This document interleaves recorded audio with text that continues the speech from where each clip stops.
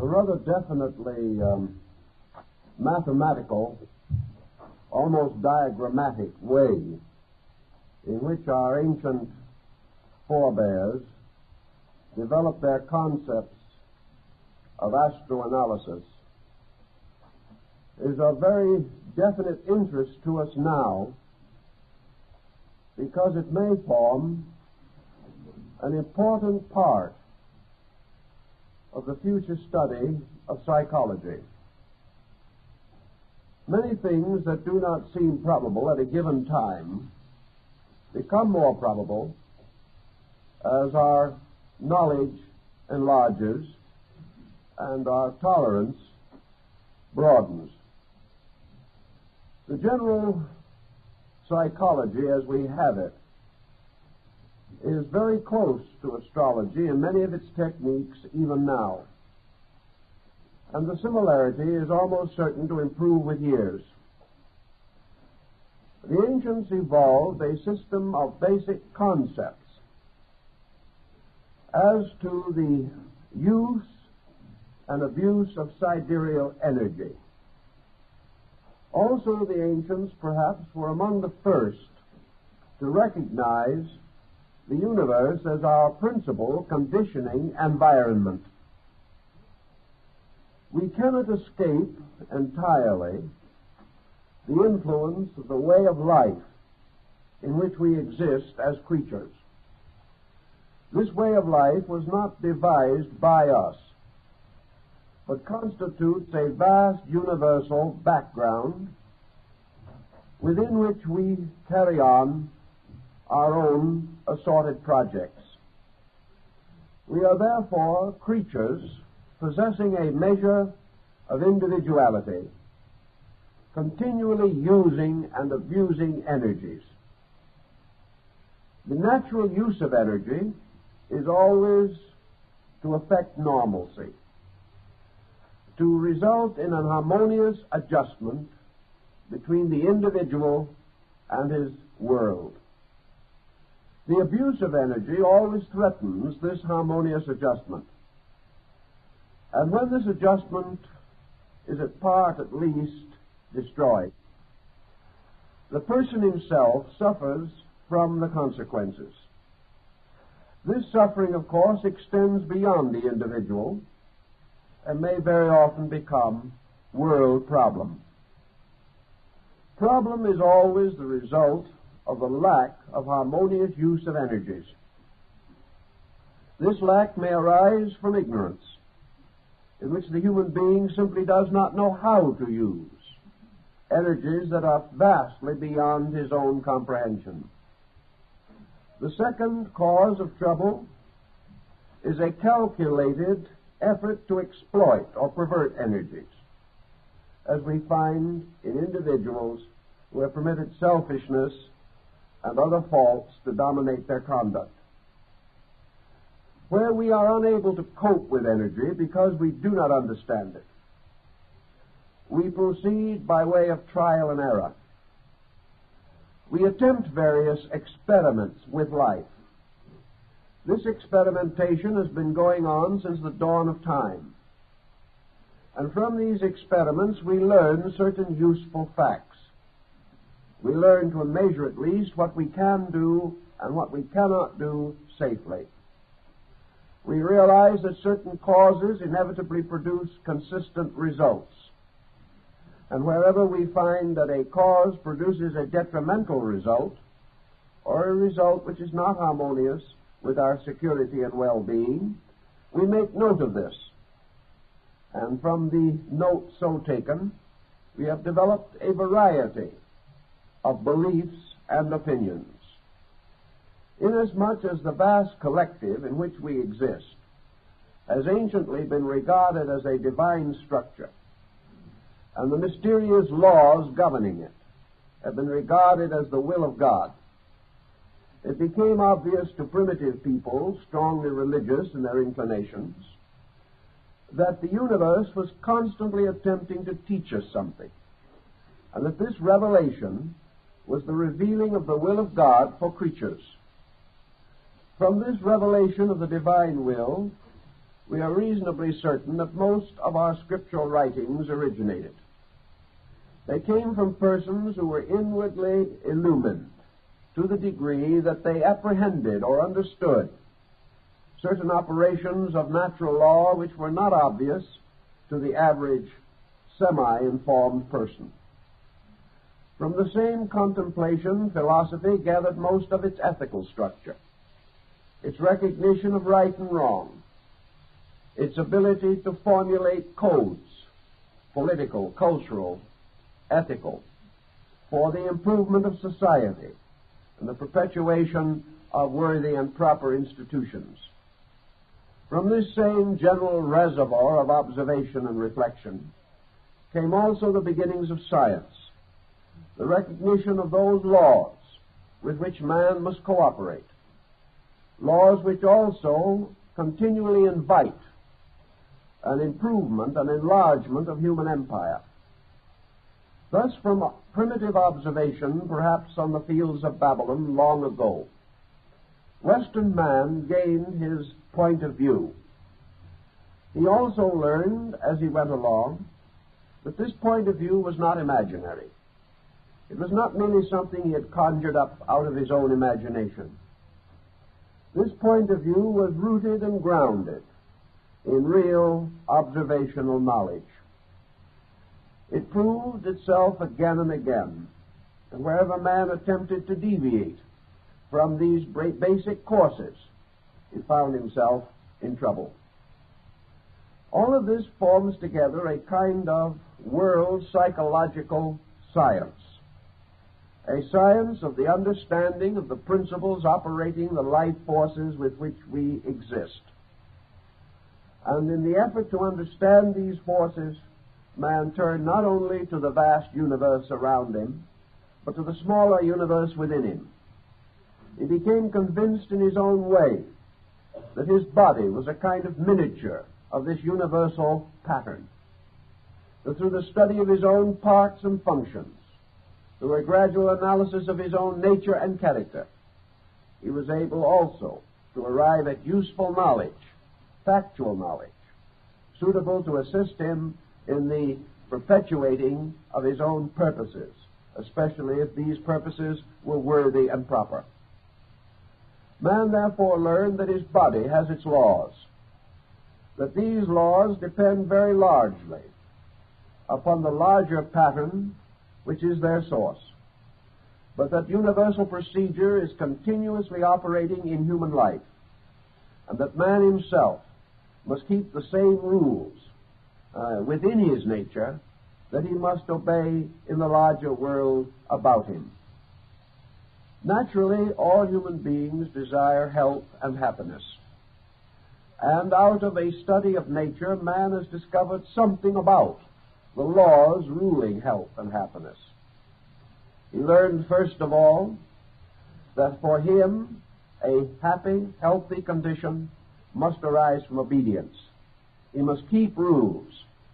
He must discipline himself against the natural instinct and tendency to regard himself as a completely free and ungoverned creature.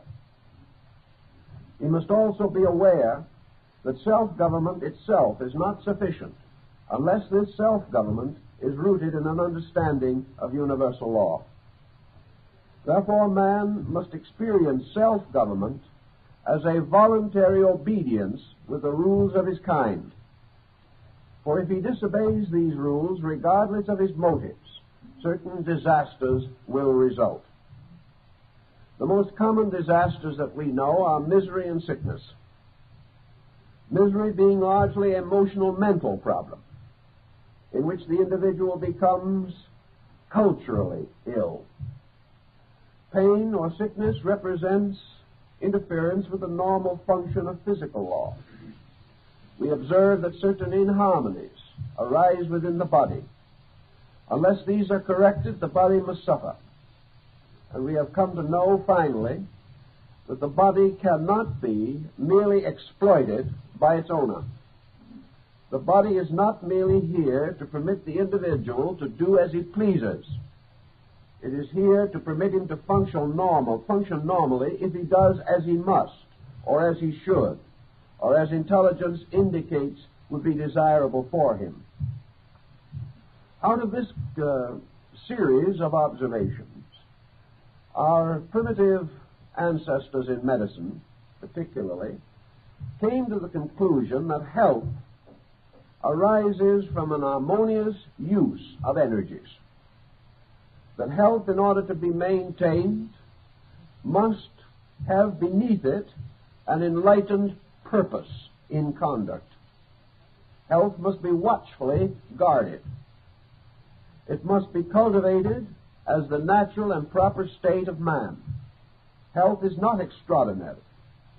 Health is ordinary. It is the common proper state of things, that in the various periods of their living they shall fulfill these periods constructively, and that at the different stages of life there are different levels of health to which each individual can aspire, and which he can attain in most instances through understanding and obedience.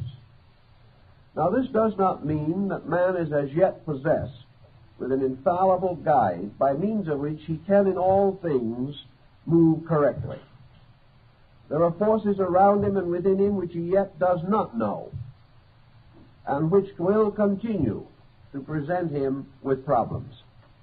These problems are invitations for further thoughtfulness, in order that he may gradually conquer the unknown and apply his newly made discoveries to the security of his own existence and the way of life for those around him.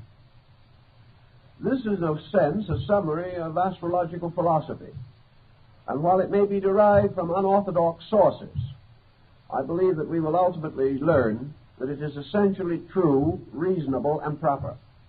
In fact, perhaps more of common sense than that which now passes for scientific exactitude.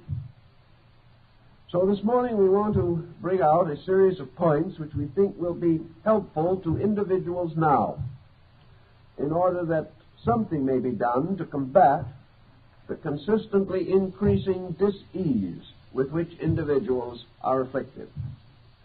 Now, if this morning we do not make a series of wonderful, optimistic remarks about all the different signs and their peoples, please forgive me. We are not here this morning to say how wonderful we are. Everyone knows that already. We are fully aware of our achievements and our accomplishments. What we are looking for at the moment is weakness. We are looking for our mistakes in order, if possible, to correct them. We are looking for the things we do not do well, the infirmities and misfortunes which burden us.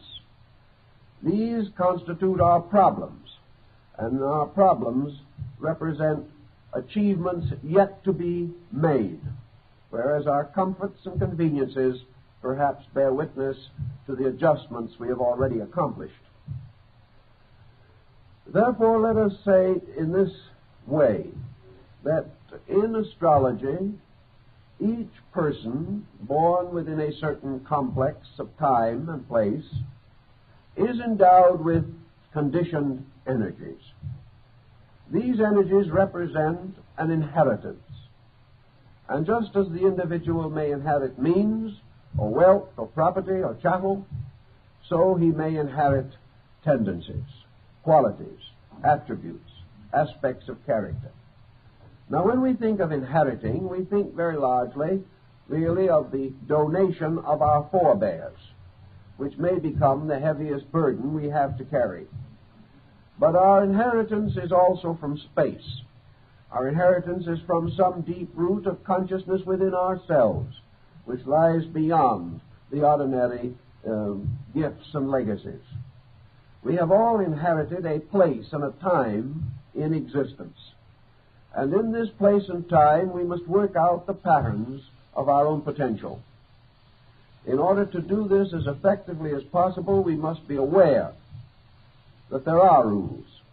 We must know what we can about these rules, and we must try to apply them to the personal situations that affect ourselves.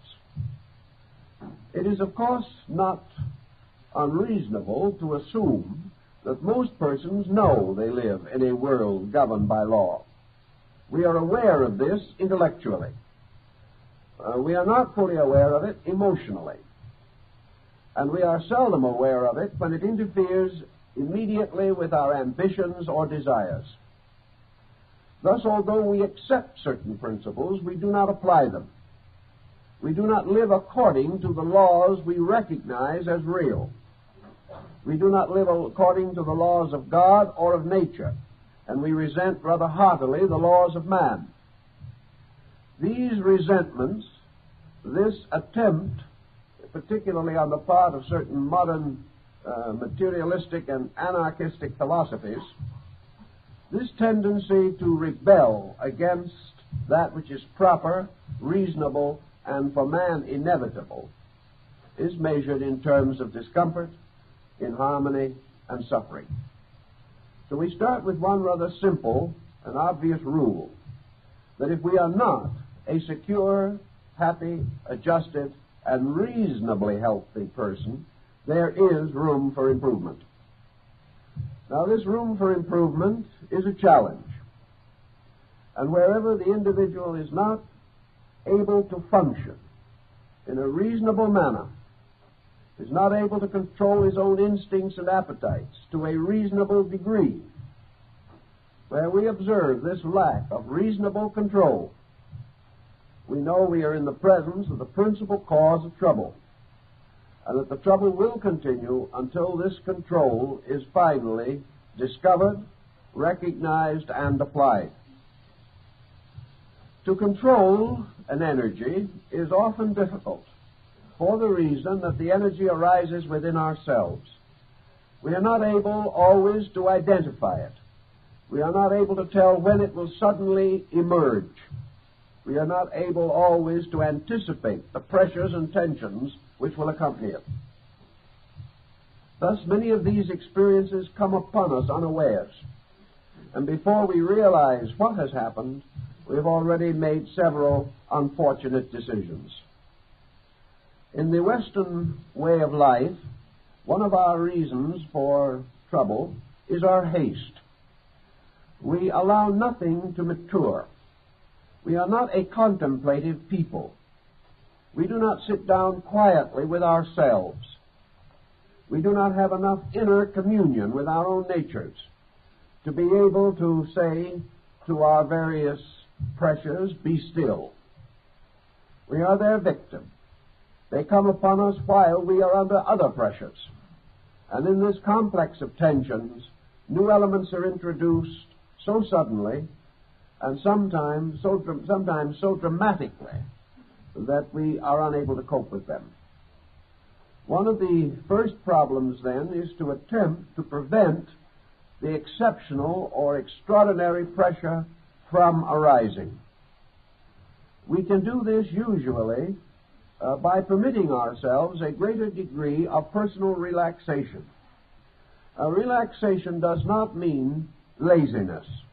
It does not mean that the individual sits around with his hands folded, nor does it necessarily imply that he must get away somewhere into the mountains or the valleys and rest in the sun. Rest and relaxation are not identical things, although relaxation removes most of the need for rest as we know it. Actually, relaxation means to perform the various functions of life without tension, with a minimum of pressure. For the habit of pressure rapidly gets out of control. Once we become accustomed to doing things pressurefully, we lose the ability to do them graciously. Wherever pressure arises, there is danger. Just as the increasing pressure in a boiler may cause it to explode, so the increasing pressure in man's nervous system can cause illness. We observe today a constantly mounting pressure. The individual is responding more pressurefully to the circumstances around him than at any other time in history. To meet this requires a certain amount of conscious effort. We must resolve within ourselves to relax pressure, to achieve what we can achieve without this tremendous sense of tension. We may feel that pressure hastens results, that without this pressure things would take too long to happen. Actually, pressure does not hasten any constructive result. Pressure puts too much tension upon the body. It puts too much wear and tear upon the nervous system. Pressure is like whipping a horse carrying a heavy load. The horse may be able to struggle on more rapidly for a few feet, and then it drops dead. There is no solutional result to be gained by whipping the body, the mind, or the emotions in the effort to accomplish some particular unit of business or other activity. Some signs of the zodiac are more pressureful than others. Some reveal their pressures more immediately. Some extrovert their pressures rapidly. Others build up a tremendous amount of internal tension. And this is perhaps the most dangerous that we have to face. Internal tension, however, is not limited entirely to a type of person. Internal tension is a defense that can arise in all types of individuals under certain types of intensity. Up to a period of, say, 50 years ago, your extrovert and your introvert were two very clearly distinguished groups. The extrovert was simply a natural person who exhibited his feelings intensely and obviously. The introvert was an individual who naturally concealed his feelings out of timidity, out of reticence, out of some form of humility or modesty, or perhaps more dramatically out of fear itself. Today, however, introversion is becoming an artificial habit in the lives of people originally untouched by it. We are all becoming more introverted because of the apparent hopelessness of the environmental situation. We find more and more difficulty in extroverting reasonably.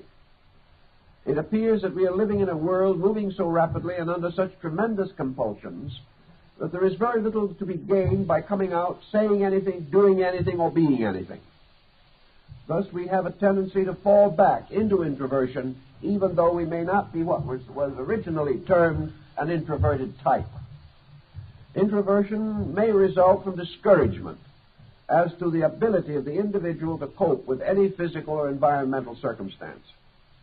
Being hopeless and sensing helplessness, the person may simply retire into himself, carrying a greater and greater amount of internal load, locked in a greater and greater degree of internal intensity. Obviously, the more this intensity builds up, the more dangerous it becomes. The more mechanically organized, the more industrialized and standardized a culture becomes, the more difficult it is for the individual to find self-expression. Lack of self-expression contributes to frustration. Where the person can make a useful contribution to a way of life, he has every incentive to be useful. Where his contribution is neither recognized nor accepted, he gradually becomes discouraged. Therefore falls back into himself, building defenses or escapes according to his natural attributes. Today, our large defense mechanism, of course, is the magnitude of world affairs. Our escape is into trivia, into any form of unreasonable activity which seemingly gives relief for the moment. Thus, the boundary lines of types are not as clear as they used to be. More and more persons are involved in large patterns over which they cannot exercise adequate management. They are more and more victims of situations apparently beyond control. This requires a new ordering, a philosophic ordering of life. The ability of the person to recognize the dignity and significance of the integration of himself. That where we cannot change other things, we still have the privilege of improving self.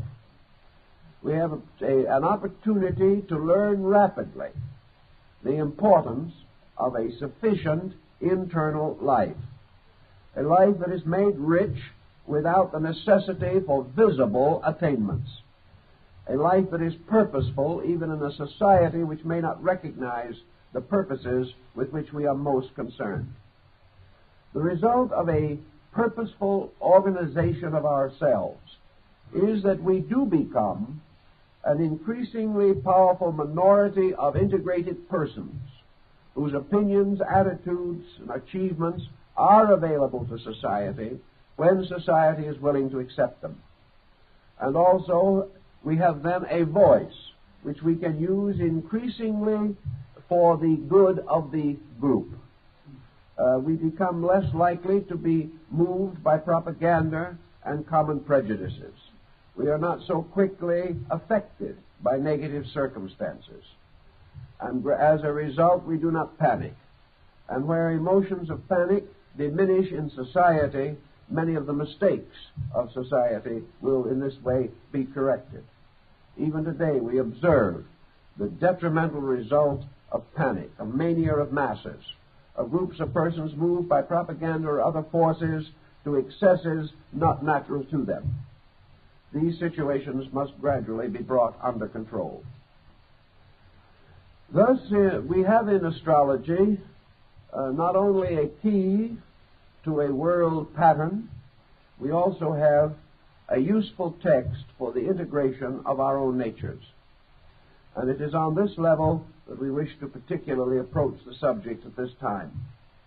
The person is able, if he so exercises his abilities and capacities, to direct his own life, to correct those faults within him which are obviously contributing to his troubles, and also to develop new and positive values which will contribute to new and positive solutions of problems. A problem person, to a degree at least, is an impoverished one. A person with problems is usually a person who has not much else but problem. He does not have an adequate allotment of values which are not problems. He is not able to turn from his problem thinking to other constructive, well-organized areas of mental emotional activity. Working with people, I have observed that the person in trouble is usually a person who has not built much of anything but trouble.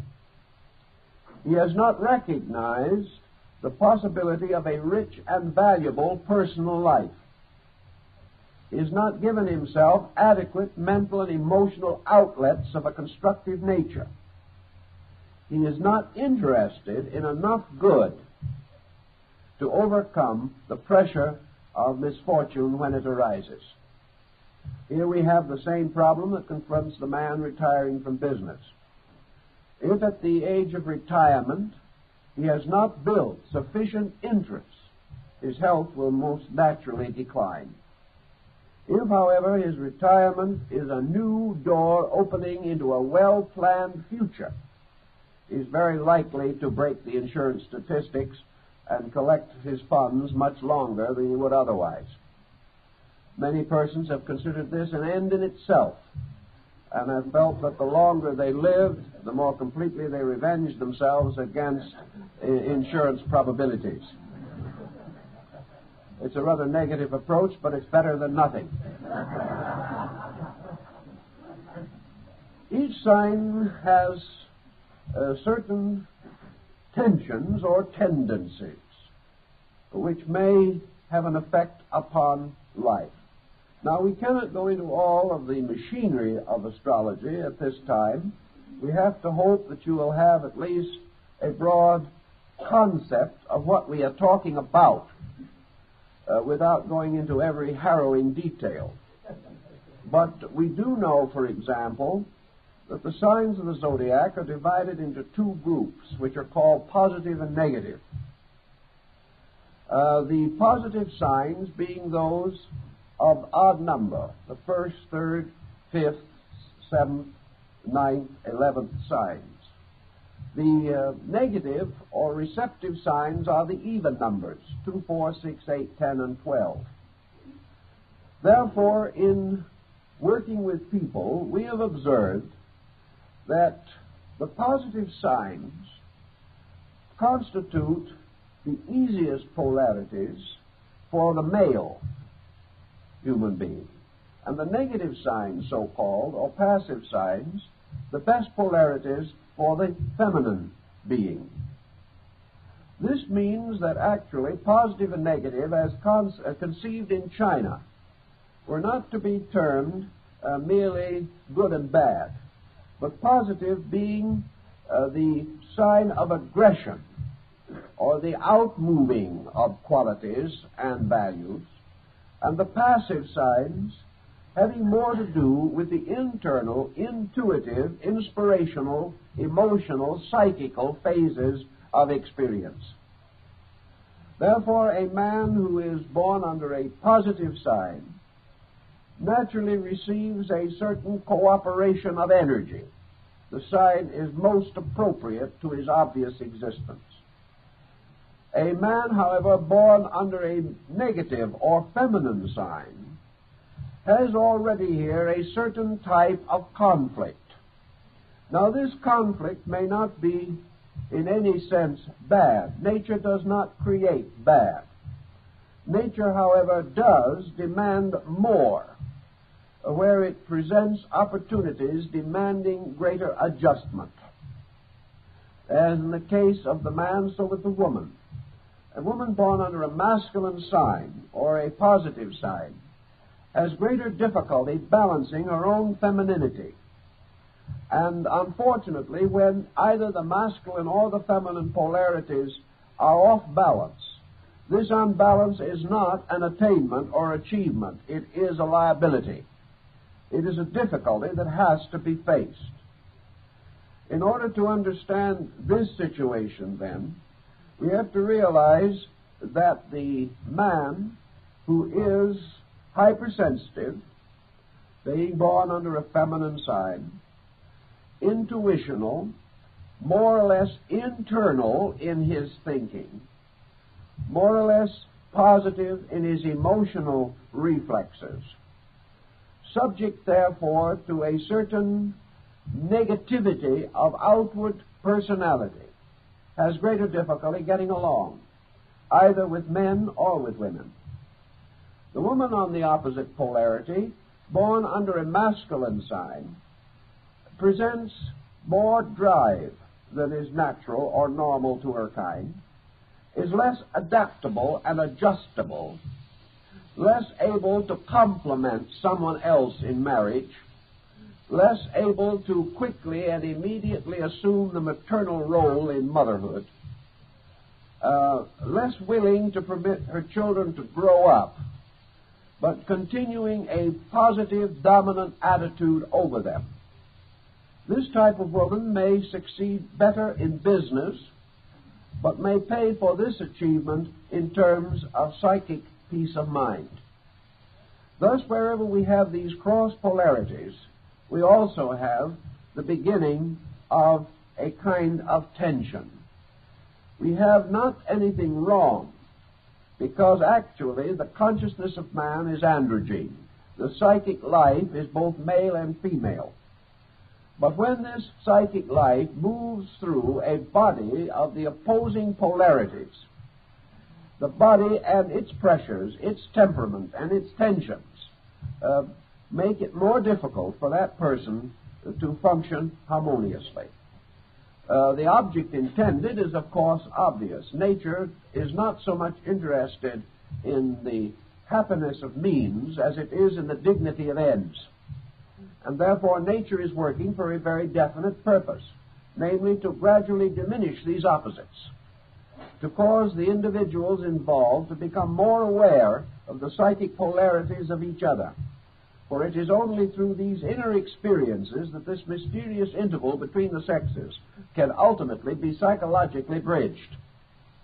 As long as the two polarities remain totally distinct, they may harmonize a little better in physical activity, but their mutual understanding is not enriched. Nature is working for this enrichment, and therefore is constantly placing individuals in positions and conditions in which they become more and more aware of the function of opposite polarities, this awareness arising within their own consciousness as a result of this situation that I have mentioned. So here we have one of our problems in psychology. The hypersensitive man and the materially, intellectually aggressive woman. Now, both of these situations have tremendous values. Actually, your highly sensitive man has given us our world of arts in a very large degree.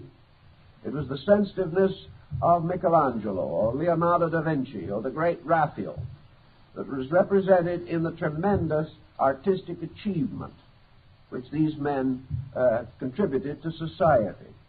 It is the mysterious, sensitive, almost maternal dedication to the needs of other persons that has transformed Albert Schweitzer into a world hero.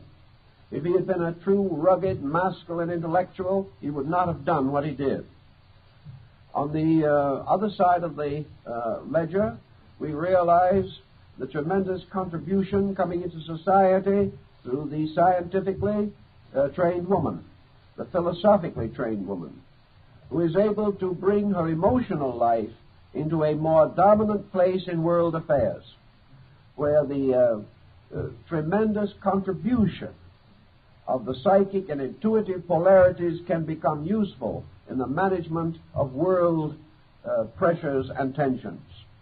The balance to be obtained is well worth the price.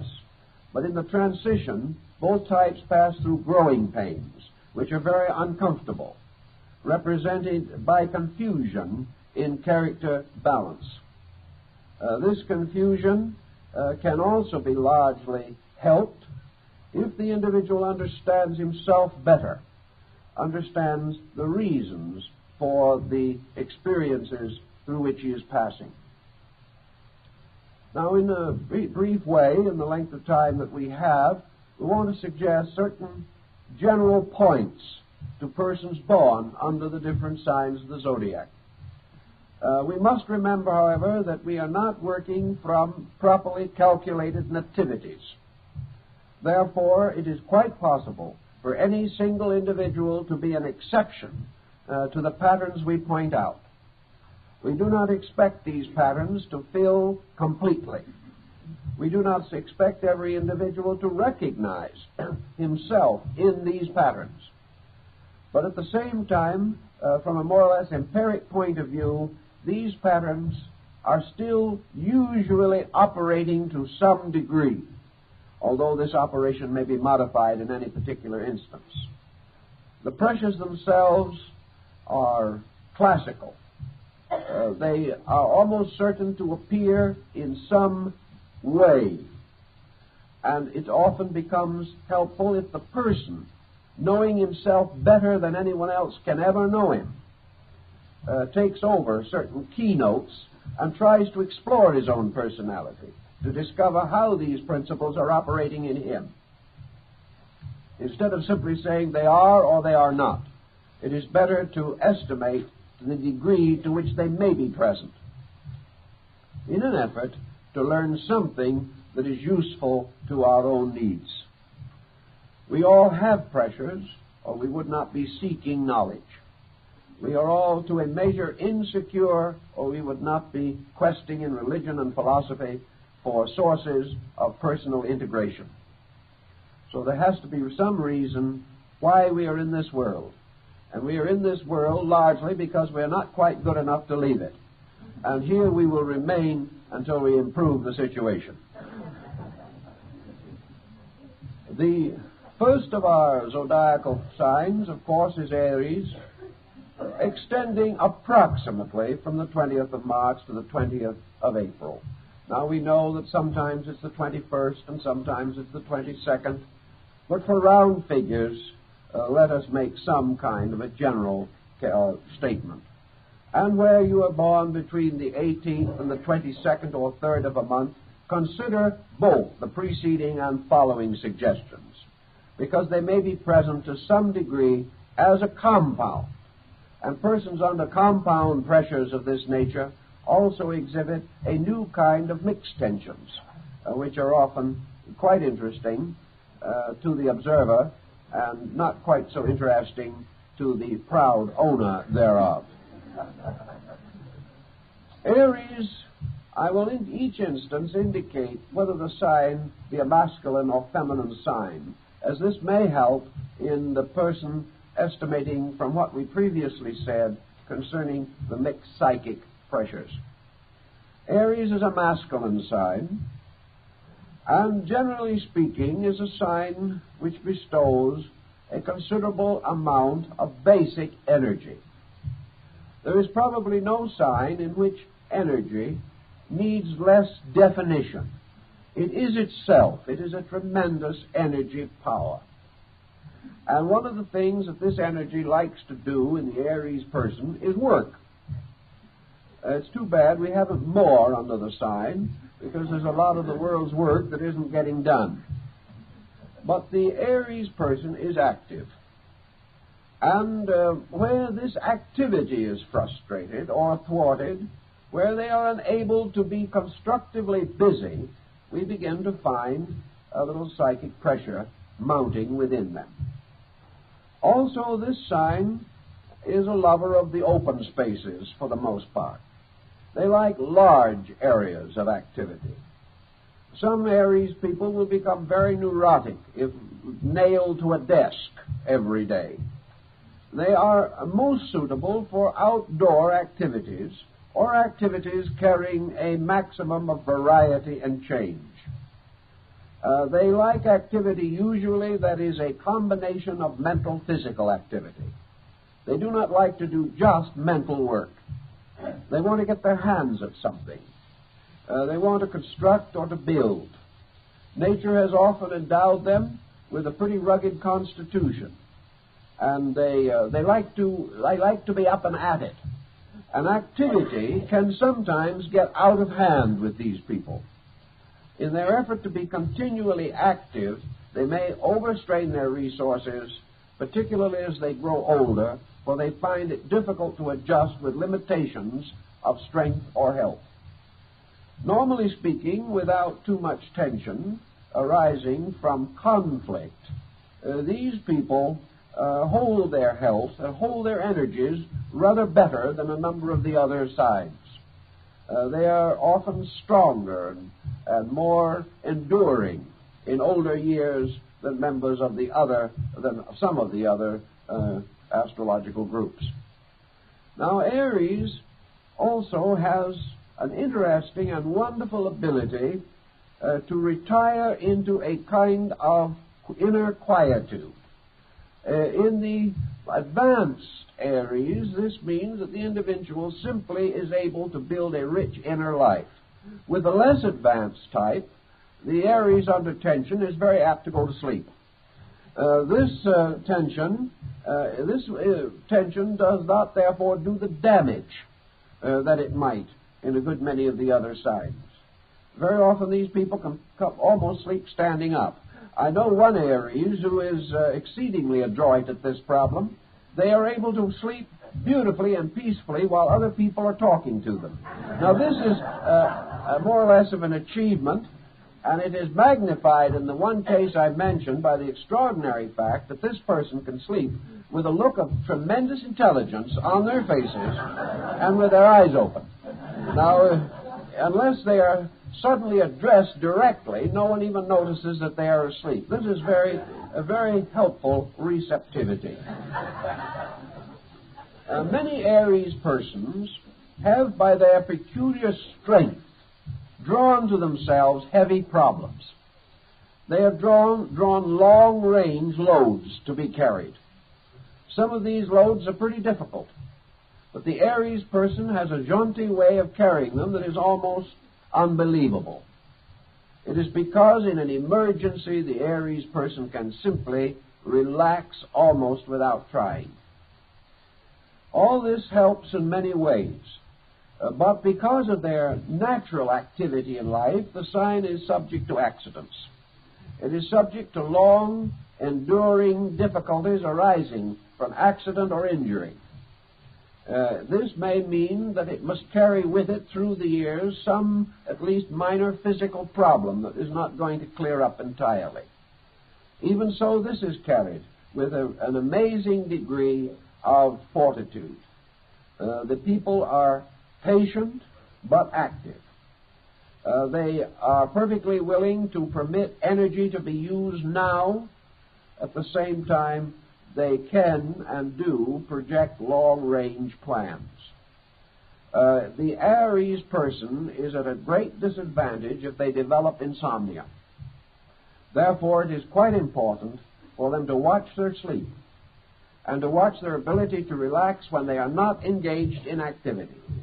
These people need considerable sleep, and where they are denied it for too long a period of time, it will produce difficulty. Because of the natural allotment of energy in them, these people also become tremendously disturbed if this energy suddenly seems to diminish. The Aries person is almost unable to bear the experience of being tired. It seems to strike against them psychologically. They become a little panicky if they suddenly find they cannot do the things which they are accustomed to do. This is about their weakest point, and they have to work with it as much as possible.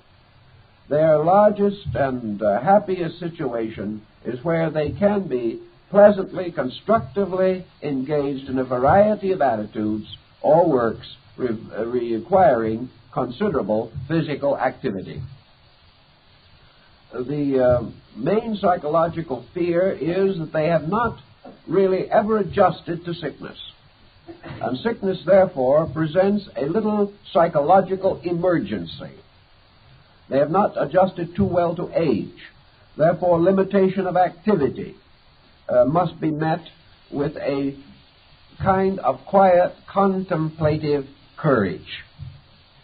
Many Aries have sharp tempers and are quick-tempered, but not generally given to grudges. But as they mature, the Aries person's temper becomes remarkably even, and as a result of that, their health remains surprisingly good over a long period of time. They are in many instances an excellent example of how an energetic person can at the same time conserve resources. There is not much tendency to waste energy. There is very little tendency to argument or discussion about things, but a simple, direct doing of that which is next. And in this simple, direct doing, a wonderful conservation of resource. These persons should, however, not worry too much, not create negative imagination about health or circumstance, try to be as contemporary as possible, and enjoy simple things every day. This is the way in which their health, their energies, can be best sustained. They are not too involved. The Aries woman is somewhat more involved than the man, because her energies are more like his. They are more active. They do things more. And in so externalizing their energies, they often get themselves into a position in which they can be accused of driving or dictating or attempting to dominate. Thus, again, with them, achievement must be smoothed out, or else resistance will cause psychic stress. When people resist them, they fight harder. The real secret of the problem is when someone resists, relax, and in due course of time, try again. But if you fight through too hard, you will waste energy, and no man today has energy to waste. From the 20th of April to the 20th of May, we have the Taurian person. And while they are generally represented as being bullheaded, this is not their real problem. Taurus is a feminine sign and presents greater difficulties to men than to women. By its very nature, Taurus is imaginative.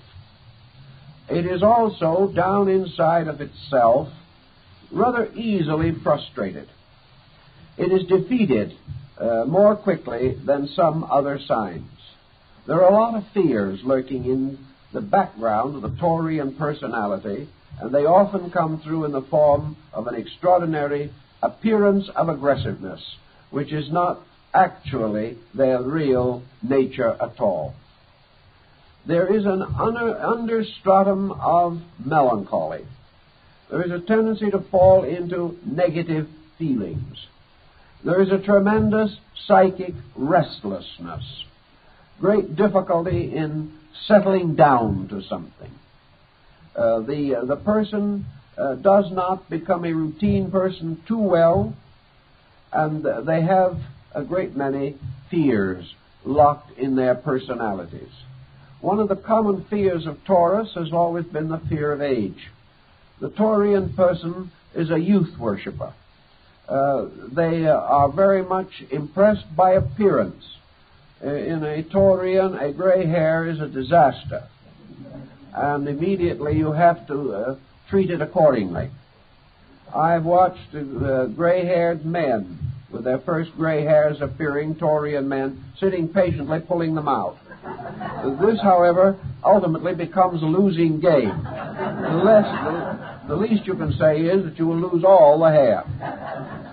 But these people are afraid of age, not so much because of its infirmities, but because of this tremendous, almost veneration for youthfulness and a complex about the mirror. There is, the symbol of Venus, which rules Taurus, is a mirror. And the Taurian, looking in the mirror, gains from what he sees a considerable part of his daily psychology. This appearance must be optimistic and satisfactory, or the day does not go so well. The Taurian, therefore, needs to have a true philosophy of beauty, which the sign itself implies. It needs to recognize the beauty and dignity of youth, and also the beauty and dignity of maturity. It has to realize that beauty is not only youthfulness, but graciousness of consciousness, and that a beautifully lived life will result in a subtle atmosphere of beauty accompanying the individual long after physical charms may have a tendency to deteriorate. Consequently, this problem of youth, life, beauty, freedom, the development of imaginations beyond their normal instincts, an overemphasis upon romantic and dramatic situations, these become the sources of psychic tension in these people. Where this psychic tension becomes too pressureful, we get too much of a personality factor. We get the personality pushed forward far beyond its natural right and purpose. The individual becomes too dependent upon personality and not upon the principle behind this. Now, when this strikes the man, we can have the vain man. We can have the egocentric individual, the man who becomes too much locked in the importance of his own personality. And under some conditions, this may lead to a very aggressive dictatorial attitude, or to a tremendous sense of defeatism, or a neurotic tendency developing within the person. The problems are largely emotional, but the answer to them always is the recognition that beauty is a therapeutic agent if we use it correctly. But it must be used correctly or it will not achieve its proper ends. Now, the Gemini individual from the 20th of May to the 20th of June presents an entirely different type of psychological integration problem. Here we have a tremendous need for very simple self-discipline, especially mental self-discipline. The individual must be taught the importance of straightening out his own thinking. This sign is a sort of psychic sponge. It takes into itself many ideas which are not meaningful. It permits completely conflicting attitudes to live together without attempting to discriminate between them. It causes the person to be too easily influenced by fads and notions and attitudes of those around them. It represents also a degree of hypercriticism, and the Gemini person loses the advantage of simple faith simply because they become too mentally involved. There is also a little tendency on the part of the Gemini individual to shy away from physical responsibilities. These people do not accept promotion in business as easily as some others, nor do they carry on with the same breadth of interests that are important to a healthy, happy adjustment. The tendency to be a little too scattered within an area. The individual may be scattered within a certain intellectual viewpoint. These people will run into political thinking of a minority kind. They will develop peculiar and extraordinary sympathies for the underprivileged. They will be leaders in socialization projects. They will be discomfited and paralyzed by news broadcasts. They will take on all kinds of negative fears. And the mind, instead of solving problems, will exaggerate them. I think probably one of the troubles here is just simply lack of a sufficiently colorful existence. These persons have not experienced widely enough to be able to evaluate experience properly. They've lived within certain areas, social, economic, political, cultural. They have never really peered over the fence to find out what is happening on the other side. Thus, there are many things around them all the time that bewilder them. I would say that for this type of person, an increase of breadth of interest, the development of various hobbies and avocational outlets, a distinct effort not to be critical, not to be bitter about anything, even that which is wrong. Because while we may know a thing is not good, the moment we become embittered about even evil, we begin to prepare our way for our own psychic undoing. What is not right, we know is not right. But if we personalize it, dramatize it, and emotionalize it, we will be sick. And this problem often results in the Gemini individual falling into a complex of nervous situations. It's very good for the Gemini person to learn to sit down quietly and enjoy the good book, enjoy a pleasant conversation, and to enjoy sometimes small things of no great importance, and not to become critical and feel that if they're not at this moment engaged in a cosmic enterprise, they're doing nothing.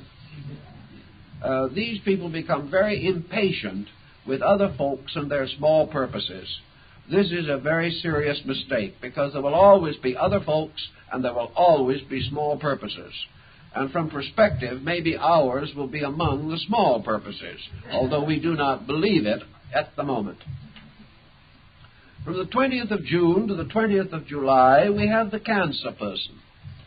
The Cancer person reminds me of the American soldier in China who was looking at one of the dragons carved on the walls near the summer palace of the Empress Dowager a number of years ago. He took a look at this dragon and he said, "My, these Chinese have the awfulest imaginations." Now, the Cancer individual can sometimes have the awfulest imagination. The sign is highly imaginative and highly sensitive, and out of it can come a tremendous amount of creative artistry. The sign is feminine, and in the feminine nature may often result in a very strong maternal instinct, a natural psychism, which can lead to a series of inner emotional experiences which may be over-accepted. The tendency of the Cancer person is to be extremely sympathetic of problem. At the same time, their own inner integration is not always up to their hopes and their beliefs and their convictions. The Cancer person will very often try to do for someone else what they have never been able to do for themselves, and that is bring life into harmonious relationships.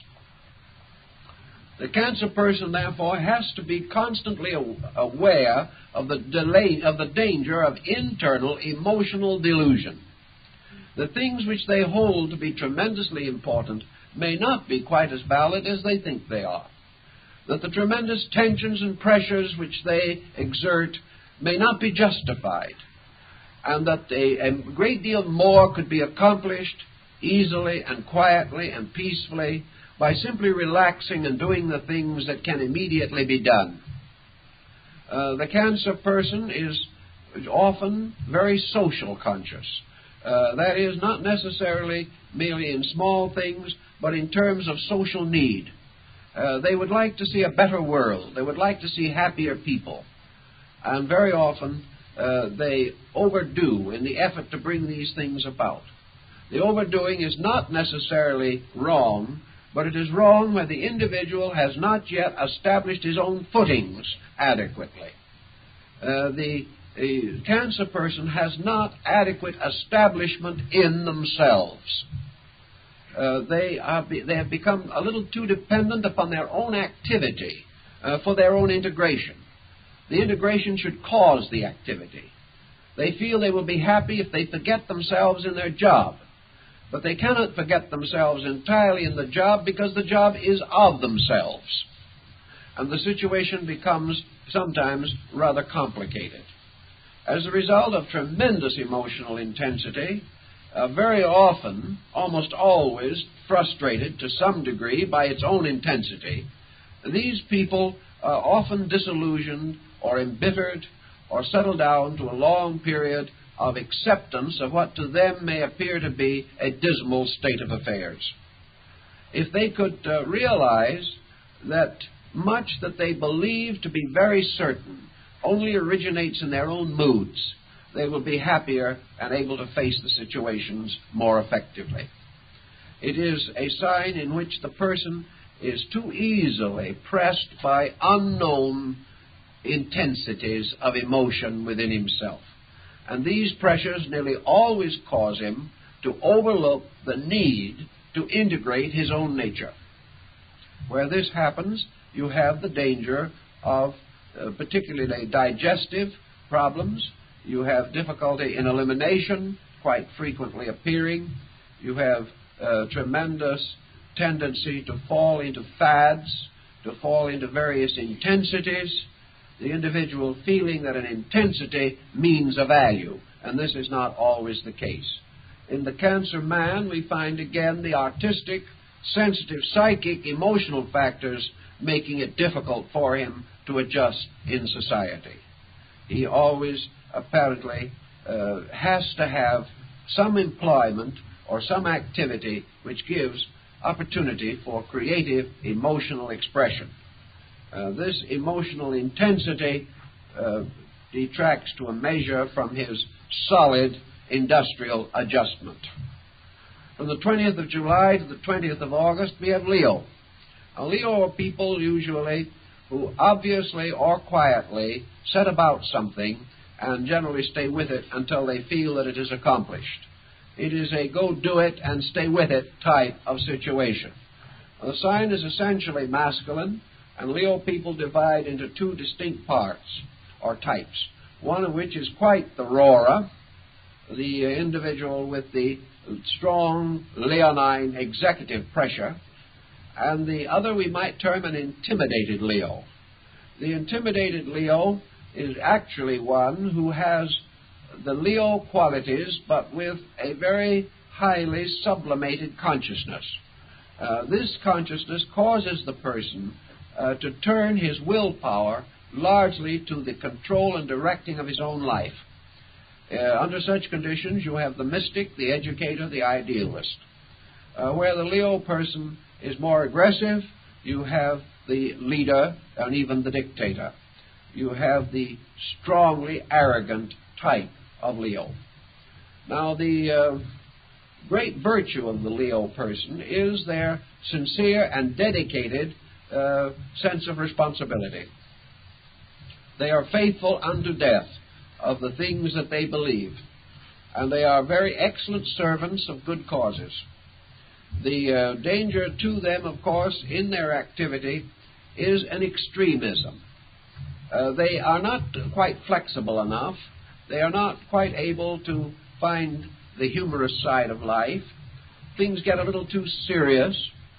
Problems are exaggerated to some degree, and in the quiet side of Leo, dedication has even led to martyrdom. It is a sign in which the person, to be really as happy as they can be and as well adjusted as possible, must develop just a little more sense of humor, must recognize that they are working with a world that is not going to do quite the way they think it should, and take a rather parental attitude of leadership without domination, of helpfulness without criticism, and of cooperation without a determination to run something. All these things have to be very quietly worked out in the Leo. The moment a Leo person tries to dominate situations, he creates tremendous resistance. His very nature seems to do this, and as a result he has pain and troubles that otherwise he should not be forced to endure. The Leo woman is a very dedicated person, and Leo women in families are often the dedicated co-worker in a project. The Leo person, Leo woman inheriting a husband or family responsibility will carry it with great conscientiousness. Also, they will remember persons whom they have admired. They are hero worshippers, and they are particularly dedicated to the perpetuation of the work of the dead, particularly some close person, leader, or object of respect in their lives. They will continue continuing allegiance to that over a period of years. Many organizations pass into the control of Leo women who become devout and wonderful preservers of the trust that has been given to them. This is the way in which they work out their feminine approach. They become world motherly rather than simply personal parents. The Leo person, because of their pressures, has some enemies, has some opponents, is open to criticism, and where this gathers too much momentum may result in sickness. They are subject to falls, dizzy spells, and injuries of a minor nature involving the heart. They are sometimes subject in older years to difficulty in locomotion, but for the most part they get along fairly well if they are able to sort of graciously warm up their programs so that they do not appear to be merely forcing situations. From the 20th of August to the 20th of September is the Virgo person, which is a feminine sign. And the Virgo individual, generally speaking, is also rather the nervous type, more or less introverted by nature, very often successful in forms of humanitarian enterprise, especially involving health, as doctors, nurses, therapists, and persons of that nature. They have a great love of helping the sick. Very often Virgo persons, by their natures, being somewhat negative, have a tendency to draw things to them, and they draw problems. They have a magnetic fascination about them, which causes persons weaker or more helpless to move in. This situation often throws the Virgo person into a long-range responsibility program. A program of taking care of, helping, guiding, leading, directing, sustaining, supporting, and holding up somebody. This can become more or less tiresome. And as a result of it, the Virgo individual becomes a little negative, a little disillusioned, a bit pathetic sometimes, and gets a sort of internal feeling that they are being well imposed upon. I have news for them. They are. But at the same time, I've known cases where things were done to put it right, and the Virgo person was utterly miserable because he just couldn't get along except when he was imposed upon. Those were his best moments.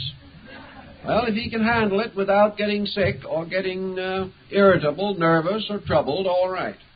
But the tendency is for them to absorb into themselves these problems and then spread the problems in the area of their own activity. the Virgo physician has to be careful that he doesn't discover in many of his patients some particular ailment with which he is peculiarly interested. He has a tendency to sort of pass on these things in this way. Virgo persons, being by nature nervous, being by nature perhaps a little unable to control their tendency to sort of chatter along their way of life, should cultivate again as much philosophy as possible, deep values with which to balance mental pressures, and a very broad, tolerant, kindly, relaxed relationship with life. Otherwise, you're going to find too many nervous ailments appearing, too much tendency to fatigue, and a little negative melancholy slowly creeping in to color the life rather drably. They mustn't reach the situation in which they must be busy every minute or miserable. There must be a way of not being quite so busy and at the same time being happy, pleasant, and integrated and adjusted. By this procedure, all things go a little better. The Virgo man, because of the negative endowment which he has received, is apt to be lacking in a necessary degree of aggressiveness for family leadership or for advancement in business, and he is apt to be engaged in some line of activity which does not demand too much creative imagination. Therefore, he needs creative imagination rather than routine to enrich and perfect his life. From the 20th of September to the 20th of October, we have the Libra person. And the Libra individual is one in whom frustrations very often have almost immediate results. The frustration being pressure. The Libra person being a very willful person, being a person with tremendous determinations, and to a certain degree an instinctive tendency to try to aggressively influence other people, must learn that all of this procedure will shorten life and shorten happiness and will result in serious detriment to the various metabolic processes of the body. The person who is too dominant, too aggressive, has metabolism troubles.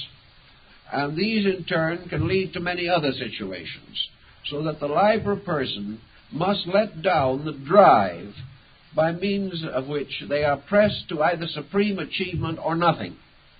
This perfectionism of the Libra person, this absolute requirement that they be in some way important, may cause this importance to be attempted by force rather than by merit.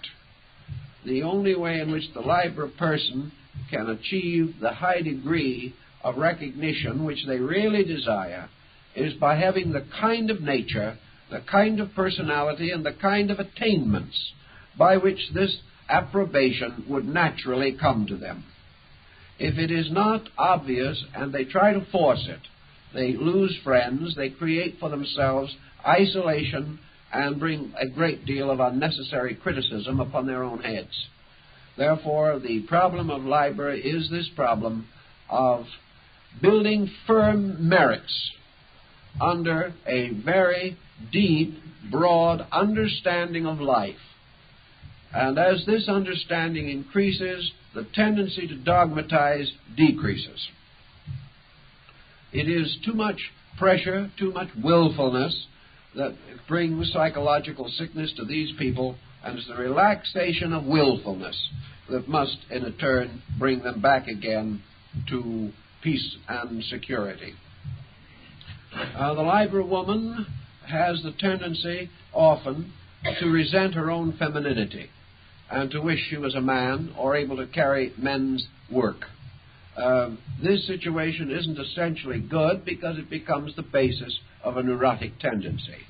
Instead of this attitude, it's far better for her to engage in some rather definite pursuit and to build a career in which she has a reasonable degree of extroversion. It's not good to build anything upon resentment, only upon accomplishment, everywhere along the way through life. From the 20th of October to the 20th of November, we have the feminine sign of Scorpio. This sign, again, is one of our intensity pattern signs. It comes with a great deal of uncontrolled drive. I think the Scorpio person of all the signs is the one most likely ultimately to become afraid of themselves. They do not understand the pressures that are in them. Probably most of them will rationalize the pressure in somewhat this way, namely that along the way of life there was something they always wanted to be. Situations made it almost impossible for them to be this thing. Therefore, there is a defeatism in there. There is a sense that this life has closed its doors on them, and that they have been forced into situations that are not fruitful of true fulfillment. These people must always have some creative, emotional outlet, because if their emotions go sour, they're in a very bad way. To keep their emotions from going sour, they must not be critical of other people. They must be as gentle and optimistic as possible, and make a disciplined program of surrounding their lives with interests by which they become closer to other people. The tendency of the Scorpio may be to evade social contact or avoid it as uninteresting or unprofitable or too difficult.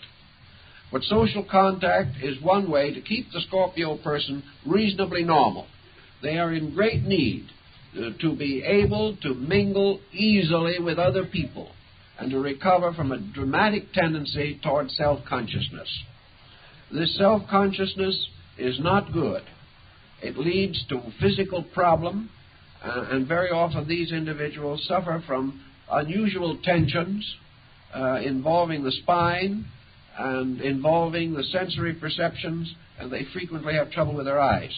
So this sign, in order to gain its adjustment in life, must get away from a certain self-centered focusing, by means of which they become shy or unadjusted socially.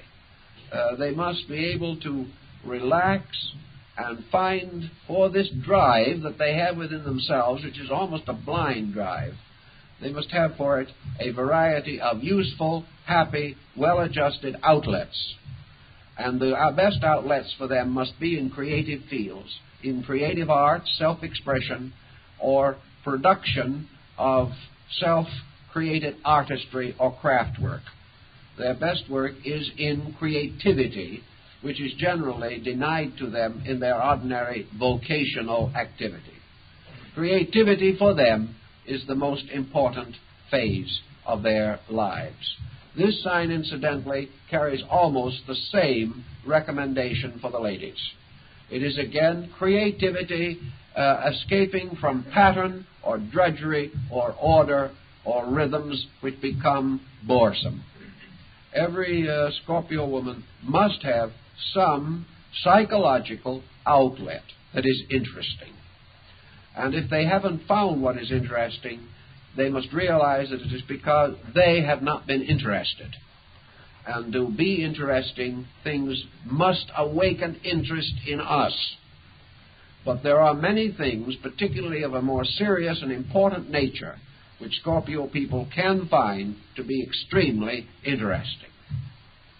From the 20th of November to the 20th of December, we have the Sagittarian. And the Sagittarian is often one with too many interests. A very interesting, rather pleasant personality is very marked in this sign. But it is also one which is distinguished both in men and women for lack of, we might say, self-control. This sign has to look out for the misuse of escape mechanisms. The individuals born under it must not run away from facts. The tendency is to obscure facts, to hide them in one way or another, and to develop surface projects which are not consistent with inner convictions. This leads also to one of the great dangers of the sign, namely intemperance. And in many cases, the alcoholic problem has ruined the life of a Sagittarian. But if this forms one kind of habit, we know there are many other habits quite socially acceptable that can also have a detrimental effect. And one of the problems with the Sagittarian is the danger of developing a success fixation. The importance of succeeding, the status symbolism. These things very often must be considered. Also, the temperament of the Sagittarian, particularly the Sagittarian woman, often gravitates against a successful marriage. And as a result of being a little too critical, a little too demanding, and perhaps a little too extravagant, the Sagittarian woman has got to guard her home, or something may go wrong in it. The tendency also, finally, with the Sagittarian person is to live through an adventurousness into a final state of more or less quiet security. In the long range of things, the Sagittarian often comes to a very happy and fortunate situation. But they have to come to that after they have exhausted a series of false situations with false glamour. The earlier, therefore, that the Sagittarian can discriminate real value from appearance and can turn from appearance to value, the sooner they can do this, the more quickly they will avoid the pressures and tendencies which affect the sign. The sign is affected by surgery. Usually there's at least one major surgery or danger of it. The sign is affected to a measure at least by fears, negative fears, and by defeatism, and often by a pattern of life in which the individual has sacrificed too much in the vain effort to try and succeed. The merit system must be strong, the person must be relaxed, and the effort to succeed must never reach a point of compromise. If we compromise with principles, the Sagittarian does not do well. Religion frequently becomes a strong factor in bringing the Sagittarian person to final integration. Now, the next sign is Capricorn, from the 20th of December to the 20th of January. This sign has as its principal adversary in terms of psychology and health a certain setness or fixedness of attitude. It is present in both the men and the women of the sign. This sign, there is not a great deal of inconsistency between the two, except that, strangely enough, the women seem to appear the more ambitious of the two in this particular group.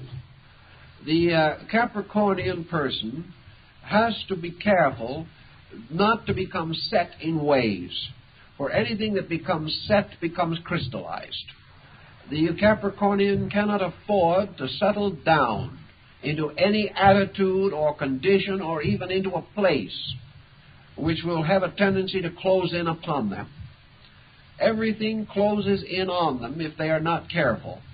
This closing in restricts perspective, restricts opportunities and privileges, and gradually causes the individual to develop physical tendencies of crystallization, rheumatic problems, and chronic difficulties arising from chronic attitudes.